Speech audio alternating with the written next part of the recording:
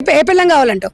చీర కట్టుకున్నది. ఒక మగవాడు పిల్లోడివి 20 ఏళ్ళ పిల్లోడి నువ్వే అంత చెప్తున్నప్పుడు మరి ప్రతి ఒక్కరు అట్లనే ఉంటది. సగం సగం బట్టలు వేసుకునే దాన్నేమో ఒక రోజు అనుభవించాలి, నా దగ్గరికి ఈ నైట్ ఈమెతో ఫ్రెండ్షిప్ చేయాలి అని ఒకడు అనుకుంటాడు.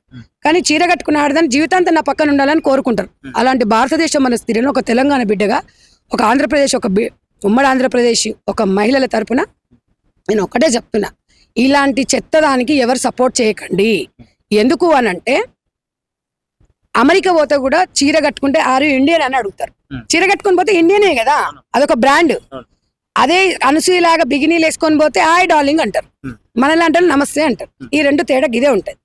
డార్లింగ్ కి అమ్మగారు అనడానికి ఇదే తేడా ఉంటది. నువ్వు పొట్టి పొట్టి బట్టలు వేసుకొని మగపోరలను రెచ్చగొట్టి ఆ రెచ్చిపోయినంటే రెచ్చిపోతాడు. మరి ఎందుకు రెచ్చిపోడు? అనసూయని చూస్తే చాలా మంది కిక్ వస్తుంది. మరి ఆమెనే చెప్తుంది కదా నన్ను చూస్తే కిక్ వస్తుంది అని. నువ్వు వయసుకు గౌరవం ఇవ్వాలయ్యా. నేను అనేది ఏంటంటే మంచి మాటలు చెప్పిన శివాజీ గారు మహిళా కమిషన్ ముందు చేతులు కట్టుకొని కూర్చోవాల్సిన నేనేమన్నా అక్కడ విచారణ జరిగిన తీరు గురించి మేడం, విచారణ జరిగిన తీరు గురించి ఆడవాళ్ళంటే నీకు అర్థం కాలేదు. 2 మాటలకి కట్టుబడి ఉన్నాడు, సారీ చెప్పిండు.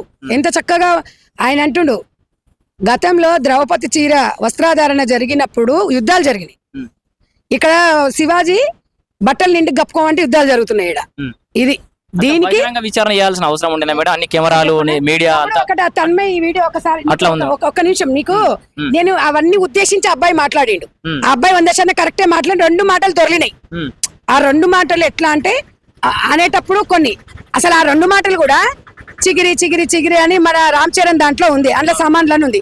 మరి అప్పుడు మహిళా కమిషన్ ఎక్కడ పోయింది, అప్పుడు కోర్టులు ఎక్కడ పోయింది, అప్పుడు ఎక్కడ సెన్సార్ బోర్డు ఎక్కడ పోయింది, మరి వాళ్ళ మీద ఎందుకు చర్యలు తీసుకుంటలేరు అనేది ఇలా పురుష సమాజం అడుగుతుంది. మేము మాట్లాడుతున్నా కానీ ఆయన మాట్లాడిన దాంట్లో తప్పే. నేను 100% శివాజీని తప్ప అంటున్నా. కానీ ఆయన పెట్టిన ఆ మెసేజ్ ఏమిచ్చాడంటే, ఒక అమ్మాయి లుల్లు మాల్ వెళ్ళినప్పుడు ఏమేం తమ్ముడు ఇప్పుడు అయితే ఏదో సీన్ తన్మయ్ ఏదో ఎక్కడో వెళ్ళినప్పుడు ఆ డ్రెస్ బాడీ గార్డులు పెట్టుకుని ఆ డ్రెస్ మొత్తం వెళ్ళిపోయింది తోపులాటలో. ఆ పోయినప్పుడు ఈ శరీర భాగాలు కనిపించినప్పుడు ఆ వీడియో అనేది జీవితాంతం తనకు ఒక గుర్తింపుగా ఉంటది కదా, బాధ ఉంటుందా ఉండదా? కాబట్టి మీరు కొంచెం జాగ్రత్తగా ఉండాలమ్మా అని చెప్పాడు.